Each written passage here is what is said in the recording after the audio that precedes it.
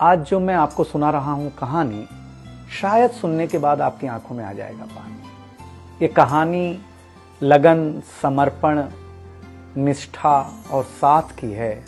ये कहानी जितनी मेरी है उतनी ही आपकी है। इस कहानी का जो मुख्य किरदार है वो हमारे आपके जीवन का आधार है। वो आपके लिए ज्यादा, अपने लिए कम बनी है। हाँ जी, बिल्कुल सही समझ रहे हैं आप। वो हमारे आपकी पत्नी है। वो हमारी आपकी पत्नी है।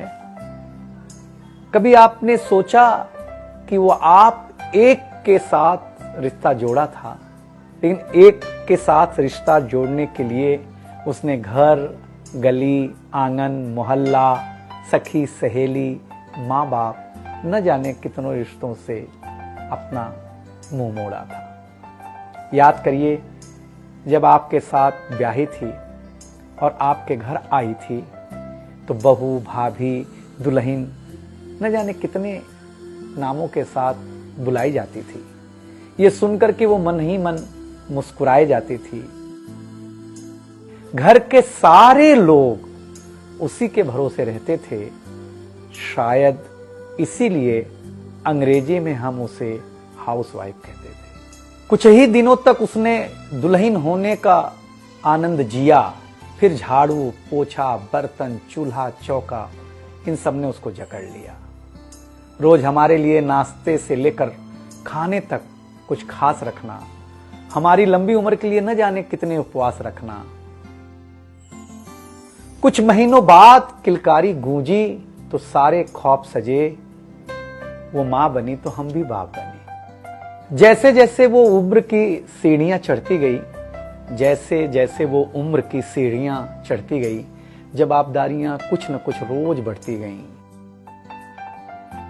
एक तरफ बच्चे पे नजर, दूसरी ओर मैं ऑफिस के लिए लेट न हो जाऊं इस बात का डर।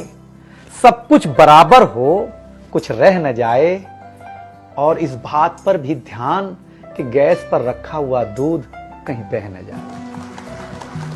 घर वालों की फरमाइशों का चूल्हा जो एक बार चलता, घर वालों की फरमाइशों का चूल्हा जो एक बार जलता, तो कब सुबह, कब शाम, कब रात हो गई उसे पता ही नहीं चलता। इन व्यस्तताओं के बीच समय का चक्र कुछ इतना तेजी से चला, मुन्ना कब मनोज हो गया, मुन्नी कब सुमन, पता ही नहीं चला। अब तक जो था प्यार, अब उसने अपना नाम बदल करके रख लिया था तकरार। बेटी को लेकर के कहना कि कुछ ज्यादा ही मन बढ़ा रखा है, तुम्हारे प्यार ने इसको सर पे चढ़ा रखा है। अब तो वो मुझे भी देने लगी थी ताना, अब तो वो मुझे भी देने लगी थी ताना, ऑफिस में ही रहा करो ना, 2-4 घंटे के लिए घर के आना।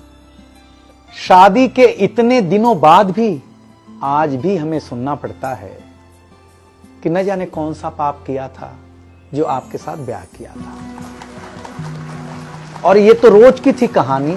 इतना जोर से कहना कि घर के सारे सदस्य सुन लें कि एक दिन बीमार होती हूं ना, तो एक दिन बीमार होने पर किसी को कोई देता नहीं है 1 गिलास पानी, लेकिन जैसे ही उसे आपके तबीयत खराब होने का होता आभास, आकर के बैठ जाती थी आपके पास।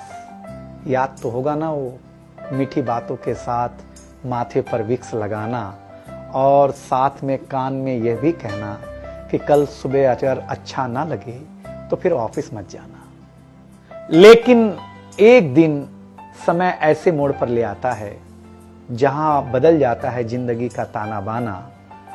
थाली में रोटी रखते हुए उसका ये कहना कि बेटी जवान हो गई है, क्या अब लड़का भी मुझे ही ढूंढने होगा जाना।